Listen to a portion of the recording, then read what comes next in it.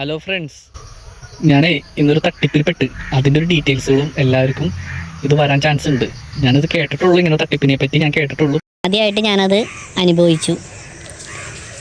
ഞാൻ 3 ആഴ്ച മുമ്പ് ഞാനൊരു ഫേസ്ബുക്കിൽ ഞാനൊരു അക്കൗണ്ട് എടുത്തിട്ടുണ്ടായിരുന്നു. അപ്പോൾ ആ അക്കൗണ്ടിൽ എനിക്ക് മെസ്സേജ് അയച്ചിട്ടുണ്ടായിരുന്ന അയാൾ ഹായ് എന്ന് പറഞ്ഞ മെസ്സേജ് സ്വാഭാവികമായിട്ട് അയാൾ ലണ്ടനിലുള്ളതെന്നാണ് എൻ്റെ അടുത്ത് പറഞ്ഞ് എനിക്ക് മെസ്സേജ് അയച്ചത്. അയാൾ ലണ്ടൻകാരനാണ്.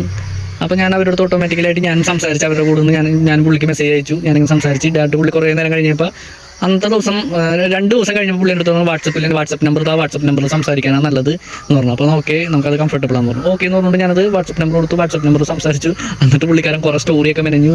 പുള്ളി പറയുന്നത് എൻ്റെ വൈഫ്, ഞാൻ വീട്ടിലാരൊക്കെ ഇടുന്നു വെച്ചപ്പോൾ എൻ്റെ വൈഫും വേറെ ആളുടെ പോയി, പിന്നെ മോളും ഞാനും മാത്രമേ ഉള്ളൂ എന്ന് പറഞ്ഞു. അപ്പോൾ എനിക്കും വിഷമായി, അങ്ങനത്തെ ഒരു ഇതായതുകൊണ്ട് എനിക്ക് വിഷമായി.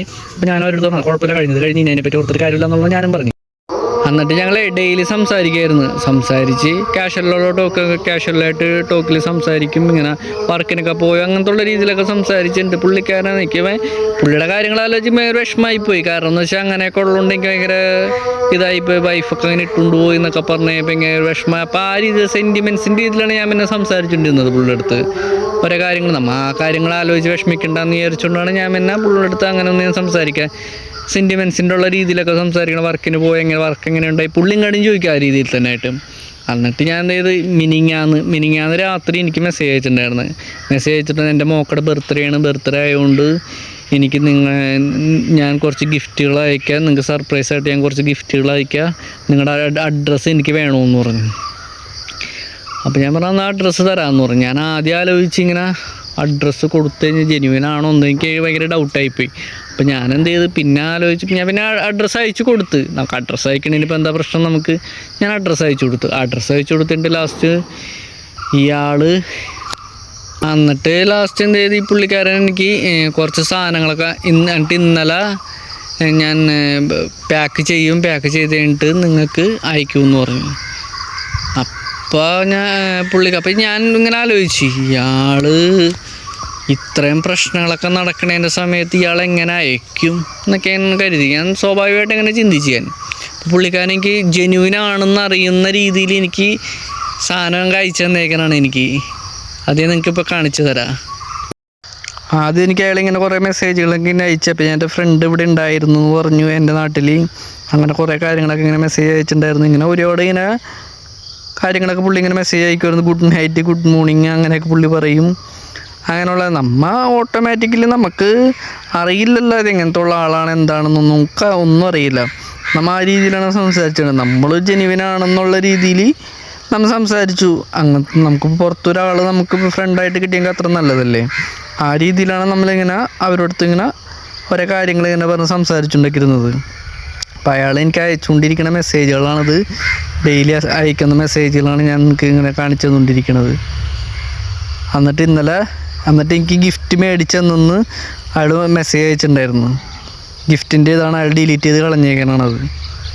അതുകൊണ്ട് ഗിഫ്റ്റ് പാക്ക് ചെയ്തെന്നുള്ളതുകൊണ്ട് ഇതെനിക്ക് അയച്ചു തന്നേക്കണ്, ഡെലിവറി ആയി എന്ന് പറഞ്ഞുകൊണ്ട് അങ്ങനെ ഒരുപാട് കാര്യങ്ങൾ പറഞ്ഞുകൊണ്ട് മെസ്സേജ് അയച്ചേക്കണം. എന്നിട്ട് ആശാൻ ഇന്ന് എനിക്ക് ഒരു മെസ്സേജ് അയച്ചേക്കാണ്.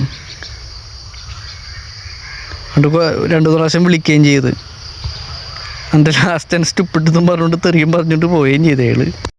ലാസ്റ്റ് എന്നെ സ്റ്റുപ്പിഡെന്നും പറഞ്ഞ് എന്നെ മണ്ടെന്നും പറഞ്ഞുകൊണ്ട് അയാൾ പോവുകയും ചെയ്ത്. അത് സംഭവം എനിക്ക് ഫേക്കാണെന്ന് മനസ്സിലായത് എന്നാ ഇവിടെ നിന്ന് നമ്മുടെ കസ്റ്റംസിൽ നിന്ന് അത് ഇന്നലെ രാത്രി അയച്ചേക്കണ സാധനം എങ്ങനെയാണ് ലണ്ടനിൽ നിന്ന് നമ്മുടെ നാട്ടിലേക്ക് എത്തണത്. എന്തായാലും നമ്മൾ ചോറല്ല തിന്നണത്, അല്ലാതെ കല്ലും മണ്ണൊന്നല്ല തിന്നണത്. നമുക്ക് മനസ്സിലാക്കി കൂടെ. ലണ്ടനിൽ നിന്ന് അയച്ച സാധനം ഇന്ന് രാവിലെ കസ്റ്റംസിലേക്ക് എത്തിയേക്കണ്. അവിടെ നിന്നൊരു സാധനം അയച്ചു കഴിഞ്ഞാൽ നമ്മുടെ ദുബായിൽ നിന്നൊരു സാധനം അയച്ചാൽ നമ്മുടെ നാട്ടിലെത്താൻ എങ്ങനെ 2 ദിവസം പിടിക്കും. ലണ്ടനിൽ നിന്ന് ഇന്നലെ രാവിലെ പെട്ടെന്ന് എത്തിയേക്കണ്. എത്ര സ്പീഡായാൽ പോലും എത്തൂല. അതുകൊണ്ട് എന്നെ ഒരു ഫിലിപ്പീനി അല്ല നേപ്പാളി പെണ്ണെന്നെ വിളിച്ചേക്കണ്. അപ്പോൾ അവരെൻ്റെ അടുത്ത് ചോദിച്ച് ഇംഗ്ലീഷാണോ ഹിന്ദിയാണെന്ന് വെച്ചാൽ ഞാൻ ഹിന്ദി എന്ന് പറഞ്ഞ് ഹിന്ദിയിലെ സംസാരിച്ച് ഹിന്ദിയിൽ എൻ്റെ സംസാരിച്ചപ്പോൾ അവർ പറഞ്ഞ് 35,000 രൂപ ഇപ്പം തന്നെ നിങ്ങൾ കെട്ടി വെക്കണം, എന്നാലാണ് നിങ്ങൾ കസ്റ്റംസ് ക്ലിയർ ആയിട്ട് നിങ്ങൾക്ക് ഈ സാധനം കിട്ടുള്ളൂ എന്ന് പറഞ്ഞു. അപ്പോൾ ഞാൻ പറഞ്ഞ് എൻ്റെ അടുത്ത് ഇപ്പോൾ പൈസ ഇല്ല, എനിക്ക് കുറച്ച് വീട്ടിൻ്റെ വർക്ക് ഉണ്ട്, അപ്പോൾ അതുകൊണ്ട് എൻ്റെ അടുത്ത് ഇപ്പോൾ പൈസ ഇല്ല, ഞാൻ തരാമെന്ന് പറഞ്ഞു. അപ്പോൾ പെണ്ണാകനെ പ്രശ്നമാക്കി കളഞ്ഞ് ഒച്ചയൊക്കെ എടുത്ത് എൻ്റെ അടുത്ത് നടന്ന് എൻ്റെ അടുത്ത് ഒച്ചെടുത്തപ്പോൾ ഞാൻ തിരിച്ച് ഒച്ചെടുത്ത് ഞാനും വിട്ടു കൊടുത്തില്ല. ഞാൻ സംസാരിച്ചിട്ടുണ്ട്. പെണ്ണുമുള്ള കട്ട് ചെയ്തിട്ട് പോയി. കട്ട് ചെയ്തിട്ട് ഞാൻ ഫ്രാങ്ക് ആൻ്റണിക്ക് മെസ്സേജ് അയച്ച് ഇങ്ങനെ പറഞ്ഞപ്പോൾ പുള്ളി പറഞ്ഞ് ഞാൻ നിങ്ങൾക്ക് ആരും അറിയാത്ത രീതിയിൽ 50,000 രൂപ $50,000 ഞാൻ നിങ്ങളുടെ ബോക്സിനകത്ത് ഇട്ടിട്ടുണ്ട്. അപ്പം ഞാൻ ചോദിച്ചു നിങ്ങൾ എന്തിനാ $50,000 ബോക്സിലിട്ടേക്കണത്, നിങ്ങൾ എൻ്റെ അക്കൗണ്ട് നമ്പർ എൻ്റെ അക്കൗണ്ടിൽ ഇട്ടെന്നാൽ മതി. അപ്പോൾ അവിടെ നിന്ന് ഇത്രയും എമൗണ്ട് അവിടെ നിന്ന് വരുമ്പോൾ അവർ ചോദിക്കും, അതുകൊണ്ട് എനിക്ക് അങ്ങനെ അയക്കാൻ പറ്റില്ല എന്ന് പറഞ്ഞു. ഓക്കെ, അങ്ങനെ ചോദിക്കുമെങ്കിൽ എൻ്റെ കൂടെ ഒരുപാട് എനിക്ക് അയക്കാൻ പറ്റില്ല എന്നാണ് പറഞ്ഞത് ഇങ്ങടേക്ക്. അപ്പോൾ ഞാൻ പറഞ്ഞു എൻ്റെ കൂട്ടുകാരന്മാർ ഒരുപാട് ഇങ്ങടേക്ക് പൈസ അയക്കാറുണ്ടല്ലോ, പിന്നെന്താണ് കുഴപ്പമില്ലെന്നോ, അവർക്ക് കുഴപ്പമില്ല പിന്നെന്താണെന്ന് പറഞ്ഞു. അത് അങ്ങനെയാണ് ഇങ്ങനെയാണെന്നൊക്കെ പുള്ളി ഒരു കളിക്ക് നടന്നുണ്ട്. എന്നിട്ട് പുള്ളി എന്നെ വിളിച്ചപ്പോൾ ഞാൻ എടുത്തില്ല, ഞാൻ എൻ്റെ ചേച്ചിനെ കൊണ്ട് ഇടിപ്പിച്ച് കഴിഞ്ഞപ്പോൾ ചേച്ചി ഇങ്ങനെ സംസാരിച്ച് കഴിഞ്ഞപ്പോൾ അവൻ എന്ത് ചെയ്യുന്നു ചോദിച്ചപ്പോൾ അവൻ പുറത്തോട്ട് അയക്കണമെന്ന് പറഞ്ഞു. അപ്പം ഞാൻ ഇങ്ങനെ മെസ്സേജ് അയച്ച് കഴിഞ്ഞപ്പോൾ പുള്ളിക്കാരൻ പറഞ്ഞ് ഞാൻ നിനക്കൊരു ഗിഫ്റ്റ് തന്നിട്ട് ആ ഗിഫ്റ്റ് പോലും നിനക്ക് മേടിക്കാൻ പറ്റണില്ല എന്നുള്ള രീതി. ഞാൻ എൻ്റെ പൈസ ഇല്ലാത്തതുകൊണ്ടാണ് ഞാൻ നിനക്ക് വേണ്ടി 45 ലക്ഷം രൂപ, അതായത് $50,000 ഇവിടെ വരുമ്പോൾ 45 ലക്ഷം രൂപ ഞാൻ നിങ്ങൾക്ക് ഇങ്ങോട്ട് അയച്ചിട്ടുണ്ട് എന്ന് പറഞ്ഞുകൊണ്ട് എൻ്റെ തട്ടിപ്പ് എന്ന് പറഞ്ഞാൽ പക്കാ തട്ടിപ്പ്. ഞാൻ ആദ്യമായിട്ടാണ് നിങ്ങൾ തട്ടിപ്പ് എന്ന് പറഞ്ഞാൽ കേട്ടേക്കണം. പക്ഷേ എൻ്റെ ലൈഫിൽ ആദ്യമായിട്ട് എനിക്ക് കിട്ടി. എനിക്ക് ഇന്ന് രാവിലെ എനിക്ക് കിട്ടിയ കാര്യമാണ്. എന്നിട്ടാൾ എനിക്ക് ഇന്ന് ഈ നിമിഷം വരെയും പുള്ളിക്കാരൻ മെസ്സേജ് അയച്ചിട്ടില്ല, പുള്ളി ഓൺലൈനിൽ കയറിയിട്ടില്ല, ഒന്നുമില്ല. അധികം വൈകാതെ തന്നെ പുള്ളി ബ്ലോക്കും ചെയ്ത് പോകും. അപ്പോൾ എനിക്ക് എല്ലാവരോടും എനിക്ക് പറയണമെന്ന് എനിക്ക് തോന്നി. അപ്പോൾ അതുകൊണ്ടാണ് ഞാൻ നിങ്ങളുടെ അടുത്ത് പറയാനായിട്ട് വന്നേക്കുന്നത്. ഇപ്പം ഞാൻ ആ തട്ടിപ്പിൽ എനിക്ക് അയച്ചേക്കണതെന്നാണ് അത് ഞാൻ നിങ്ങൾക്ക് കാണിച്ചു തരാം.